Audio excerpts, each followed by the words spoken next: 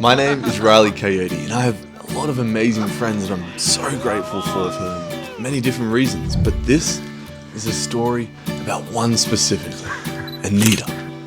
Everybody need a friend like Anita. Kind of rhymes. Anyways, if by the end of this story you realize you don't have a friend like Anita, don't worry. You'll be able to piece together how to find one for yourself. So first, I'll let you know how I found mine. That sounds a little bit weird, but Anita and I met in the south of Vietnam on a war tour through the Suchi tunnels. Those tunnels you gotta crawl through that they used in the war. It was pretty cool. When I introduced myself to her, I decided to make some silly joke about the war. Most people would find it a little bit risky or inappropriate, but I like to cut through the bullshit first and just figure out quickly if I want to get to know someone.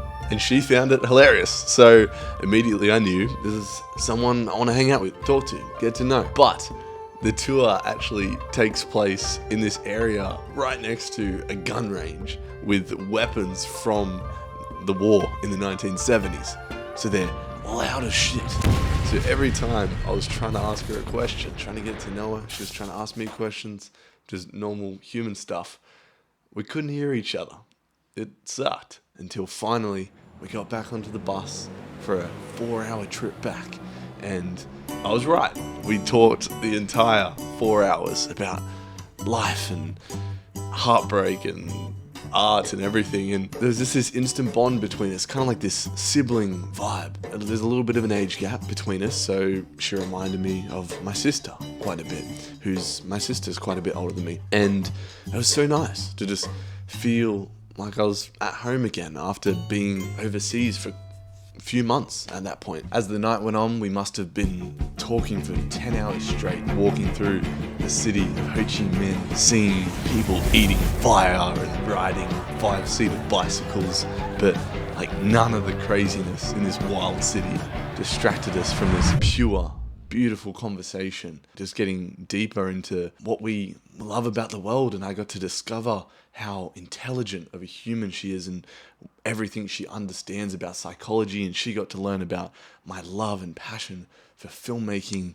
And I was actually in the middle of filming my TV show that I'm editing right now at that time when we met. So I was just in this awesome creative flow state that she got to witness. Unfortunately though, for what felt like 30 minutes, 10 hours had passed, and it was time for her to jump on a flight to Laos and me to jump on an overnight bus up north to film episode 2 of my TV show. And yeah, we haven't seen each other in like half a year since then. She lives in Poland, I live in Australia. I don't have any current travel plans to that side of the world, so who knows when we'll see each other.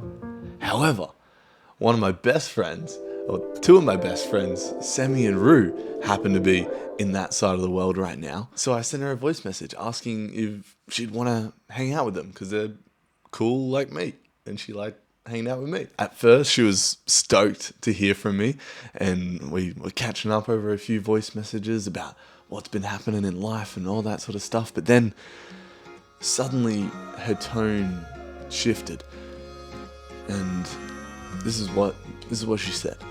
Among the videos on your second YouTube channel, I saw one entitled Beautiful Women, and I was obviously very interested, so I checked it out. And after I saw it, I was outraged. The video she's talking about was recorded on a day where I was at a cafe and I saw this woman I thought was beautiful. And I had the instinct to go talk to her, but then held myself back because I'm focused. I'm on this mission. I want to make my TV show. It consumes all of my life outside of work. And yeah, I don't want distractions in my life. But Anita's reaction to this perspective just flipped it on its head. This is what she said. It left me with a strong reaction, because I think you said something like, I didn't approach this person who seemed really cool, and I wanted to get to know her because I have my mission and I don't want to get distracted. You said something like this. My point is that actually your mission is to become a great artist, and I think the greatest artists are the ones who understand human emotions best. Obviously, you have experience with close relationships, but I think there is never enough of it. I think when you get close to someone and vulnerable with someone, it always helps you evolve as a person. All my experiences that made me the person that I am, many of this were like maybe hurtful experiences with people that I loved, and somehow it wasn't meant to be. But I learned so much, you know. I learned so much about myself. I learned so much about them. I understand humans better just from trying and miserably failing at romantic relationships. So I think I just wanted to say, obviously, you are just hustling to get your show done, burning deadlines all over, but you become a greater artist if you put yourself out there more, if that makes sense. If it isn't obvious enough from that voice message, that is an incredible friend, a friend that can listen and recognize you stepping out of alignment with your purpose and your passion, and not be afraid to call you out on that bullshit. And also, if it's not obvious on how to find one, it's obviously not an obvious process, but they're probably not in your hometown. If you've spent the last 20 plus years in the hometown and you haven't come across someone like that that's willing to listen, be present, and call you out on your bullshit, even though you've only spent a minimal amount of time with them, it might be time to get out into the world and meet these people. These people exist, man. You just gotta go find them. Okay, so the main story is over now, so you can leave if you want, but I'll give an update on the progress on my action adventure TV show now. If you're interested in that, stick around. Essentially, this week has been fucking awesome, mainly because of this voice message from Anita. Like, as you know, if you've been following along, last week I didn't make a lot of progress towards the TV show, roughly 3% in progress, because I was going through and dealing with a bunch of bullshit, and it kind of got me in my head, and I was just trying to get into like specific routines and blah blah blah blah, and like mission and focus and blah blah blah, and then Anita's voice message just sliced through that and made me realize, like, oh yeah, bro, you're trying to tell the world something in this TV show you're making. It's not just some bullshit rinse and repeat fucking superhero something.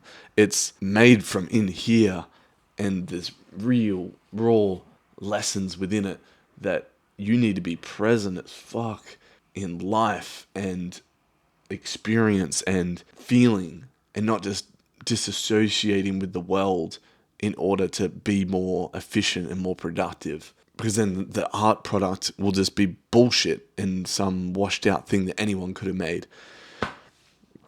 I hope this is making sense. I feel like I'm rattling off like a beaver or something, but I made a lot of progress this week.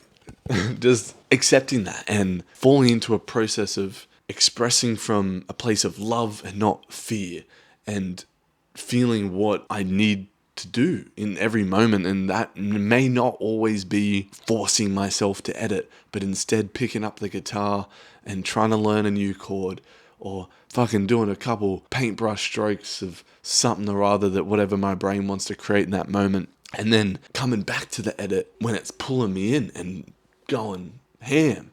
Because like, if I just force myself to edit constantly, my brain turns towards other things, and I begin distracting myself with social media and crap like that, which doesn't refresh my brain. Whereas if I just allow myself to create whatever I want to create in that moment, which may not always be editing, I can then come back to the edit with such a fresh, beautiful brain that's just ready to make and put exactly how I feel into the timeline. Episode 3 has been cut down from like 16 hours of footage now, down to roughly 8 hours of footage, with the storyline like so much more fleshed out.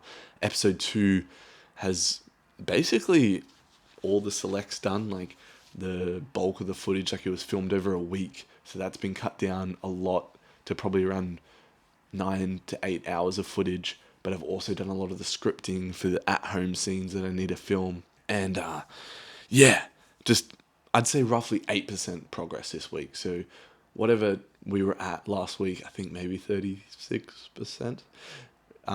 Plus 8 is 44%. Yeah, that sounds like a good number. roughly 44% complete. Premiere in 86 days, I believe. That's wild. All right, see you next week. Let's go make some shit.